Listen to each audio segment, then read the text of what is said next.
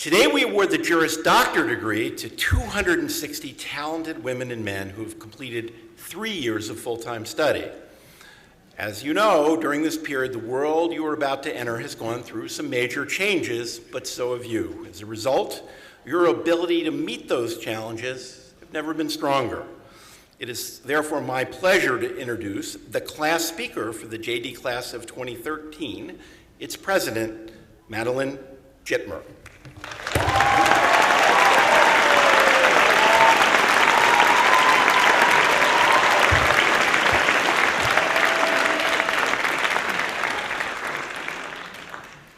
Hello.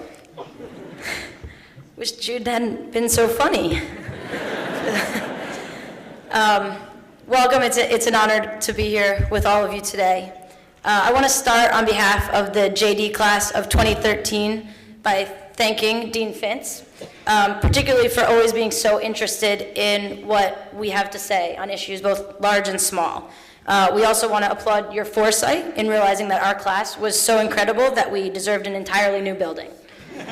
I want to thank Dean Clinton, the administration, and the staff, basically everyone who pulled it together when we couldn't. Thank you for collectively handling our many crises over the past 3 years. Your support's been invaluable. To the professors of Penn Law, your passion for teaching and your dedication to your students truly make this school unique. You've literally done nothing less than change our lives. To those outside the Penn Law community, parents, siblings who were forced to be here, family, friends, thank you. We know none of this would have been possible without your love, guidance, and support, and for that, we are very thankful. Today's for you as much as for us. We also know that at times over the past 3 years, we've been a little difficult. Spoiler alert, we'll be studying for the bar for the next 2 months, so it's not over. We're sorry in advance. I also want to especially thank our commencement speaker. Senator, you're an inspiring leader who I think did it right. You spent 50 years serving the public good and then took a job that probably provides free movie tickets whenever you need them. On a personal level, you've been a role model and one of the best teachers I've ever had, and you're a big part of the reason I'm standing here today. And finally, class of 2013, what's up? What can I say to some of the smartest, most hardworking, and obviously best-looking people I know? I actually can't see you right now, but I think you probably look pretty good. See you at bar class in a week? I don't know. In all seriousness, I'm honored to be here addressing you today. We've had a lot of good times. Some of them we even remember. We've eaten more free pizza than one could imagine. We've skipped a lot of class for Mad Max margaritas. We bowled our hearts out. We've gone from being awkward 1Ls to becoming accomplished, confident, and compassionate graduates. Most of all, we've become friends. But there are also moments that we'll remember a little less fondly. For example, with the exception of a few of us, and we all know who you guys are, we probably won't spend a long time reminiscing about the writing competition. We won't be sad to finally celebrate holidays instead of memorizing outlines. Most of all, we probably won't miss one of the defining aspects of law school, the cold call. So for those of you that haven't experienced the cold call, let me fill you in.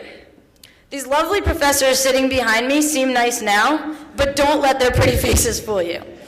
We sat in their classrooms in fear of the cold call. The Socratic method, which loosely defines, means that professor would scan the room for any glimmer of confusion on a student's face, and then grill that student with impossible questions for somewhere between 1 or 2 minutes to what seemed like all of eternity.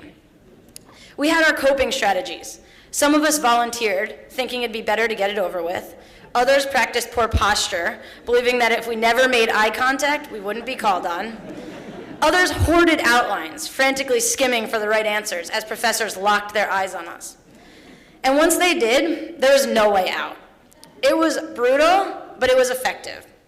The cold call, presenting us with difficult issues and forcing us to grapple with them and provide the best answers we could, was an incredible learning process. Painful as it was, we now appreciate its value. It worked because there was no way to shy away from the toughest questions. We didn't volunteer, but we had to answer. And now, we embark on a new journey, spread out across the world. We will again be faced with difficult questions, questions that face us as a society, questions of equality, of justice. And again, we may not be completely prepared to respond. There'll be one big difference from law school, though. For the first time, there won't be a professor forcing us to answer. So it will be up to us. Our law school experience has given us the tools we need to confront these challenges. At the same time, it also gives us the luxury to look away if we so choose. There will be many demands on our time, working late nights, trying to get home to our families, pretending we still have a social life. As lawyers, we'll also have the ability to lead more insular, isolated lives, choosing who we see and how we interact with our communities. Some issues will be right under our noses. For example, I see the faces of so many brilliant women in front of me, yet gender disparities at firm partnership still persist. Some issues will hit very close to home.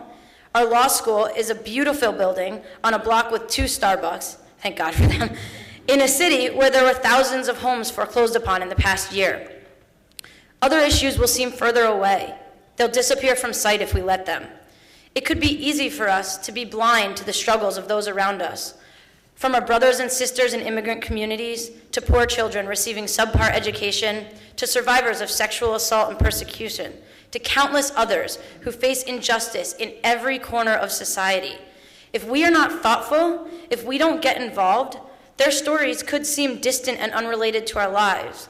Yet undoubtedly, how we respond to them will define who we are. So we must now ask ourselves, when the stakes are higher, when the classroom is exponentially bigger, when there is no professor invoking fear in our hearts, will we answer? Will we find the time and energy necessary to keep our eyes and hearts open? Will we work to create a world more just? We may never again be as explicitly called upon as we were in law school, but nevertheless, we must still answer. We must answer because the ability to answer is a privilege that we now have. We must answer because so many others cannot. We must answer because we are Penn Law 2013. And because we are Penn Law, I know that to the same degree we avoided answering questions in CivPro 1L year, we'll now work to find and address big questions that define who we are as a society.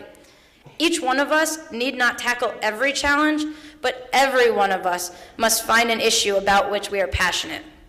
We may not always know the answers, but whether through our jobs, our checkbooks, or the way we show compassion to others, we will commit to strengthening the social fabric in the communities in which we live.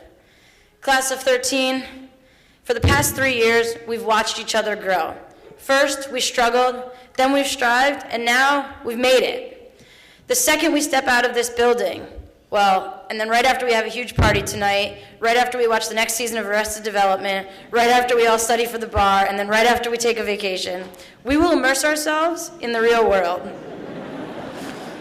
When that time comes, when you open your eyes and seek out society's most difficult questions for which you do not immediately see an answer, it is my hope that you use your Penn Law experience to guide the way. Just remember back to your first cold call, and you'll know what to do. Take a deep breath, clear your throat, and pray someone across the room G-chats you the answer. Guys, love you so much. Thanks for an unbelievable 3 years. Congratulations.